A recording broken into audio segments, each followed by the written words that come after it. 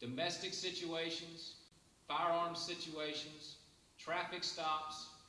There's no such thing as routine in the 21st century. Florida Agriculture Commissioner Adam Putnam, a former 5-term Florida congressman, says the sacrifices of law enforcement officers and their families should not be forgotten or taken for granted. We are grateful to the men and women in law enforcement here in this room and out there on that shift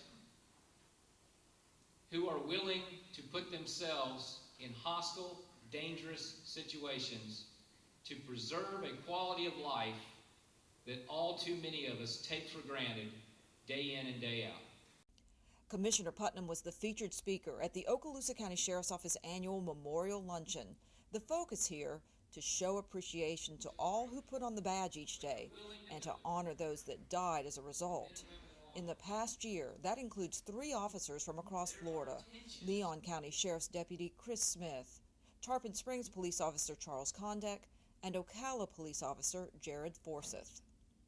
And it includes honoring past sacrifices from closer to home. Sheriff John M. Summerlin, the first sheriff of Okaloosa County. End of watch, January 21, 1921. His deputy, Anthony Tony Forgione. End of watch, July 22, 2008.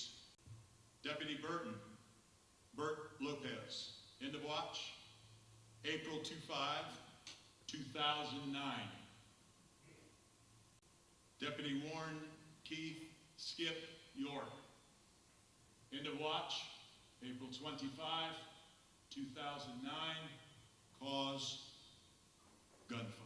You know, when you look at sacrifices, giving up of your will, your wants and desires for that of another, and certainly these men that we've just recognized today did that, and their family is here today, the family of our lost brothers. The OCSO Chaplains Program sponsors this event each year during National Police Week. Leaders of the international organization say now more than ever, law enforcement officers need the support and encouragement of their citizens, their communities, and their chaplains. We're an understanding ear as well.